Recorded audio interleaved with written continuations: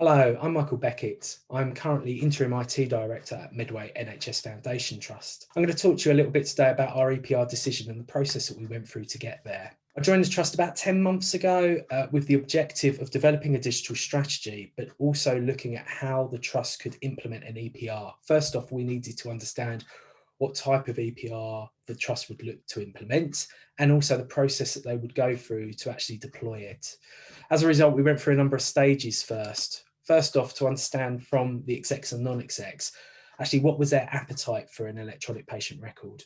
This involved us meeting one-to-one with the executive team and the non-execs to make sure that they fully understood the options available around an EPR and understand what their objectives were and how the EPR could support that. This led to a number of champions for the EPR solution that would aid with the governance process. Secondly was the strategy. I talked that we actually developed the digital strategy over the same process of developing the EPR business case.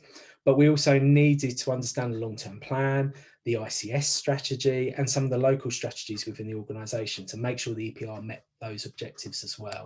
Next was around integrated care. We're all looking at that transformational piece at the moment within our regions, and Kent and Medway is no different. We needed to make sure that the EPR was capable of supporting that transformation moving forwards and supporting the care that we're doing across Kent and Medway. Affordability is always key.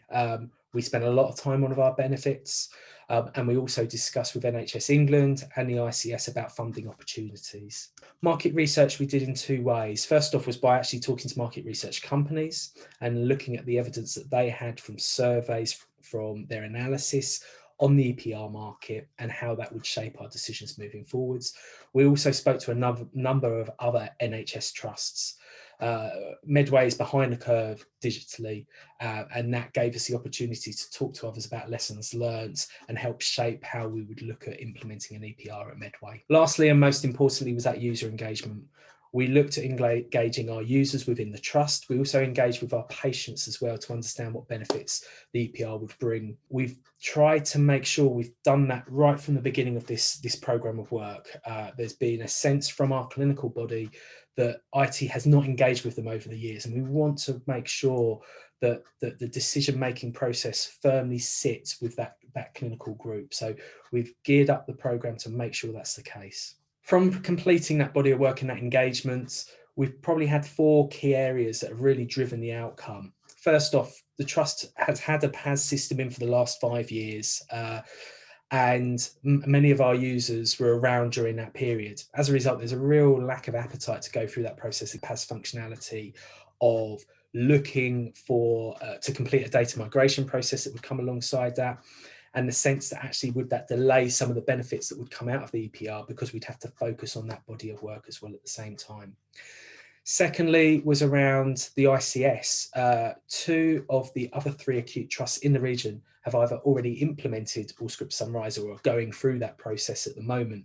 And the ICS could see the benefit of how interoperability between those systems will provide system transformation across the region. Next, user feedback. I talked about the engagement on the previous slide. A couple of the key areas that came out of that. One was the pace that the staff wanted to do it. They wanted to see real change, and they wanted to see how quickly that could be done because of the fact they felt that IT was not supporting them. The systems that they had was not benefiting patients, and they wanted to see that change quickly. Secondly was from the demos, we got some real positive feedback about the Sunrise Allscripts solution, and that really fed back in and helped our business case, but it meant that we had that support from the clinicians about the route that we were looking at taking. Lastly was around finance. We looked at all of the options available to the trust, but it was quite clear that actually by keeping the PAS system and putting the Allscripts Sunrise clinical wrap on top of that PAS, actually that represented the best financial solution for the organisation. So where we are now, we've actually got the business case signed off, the contract is signed, and the project has started. That all happened, well, sign off happened at Christmas. We're looking at our first phase go live will be September, with 3 further phases being completed over the next 2 years. The trust is engaged, the clinicians are excited for a change around digital and what that could mean for them. And it's a good time for the trust when we're looking at how we can further develop the IT solutions within the organisation. Thank you very much.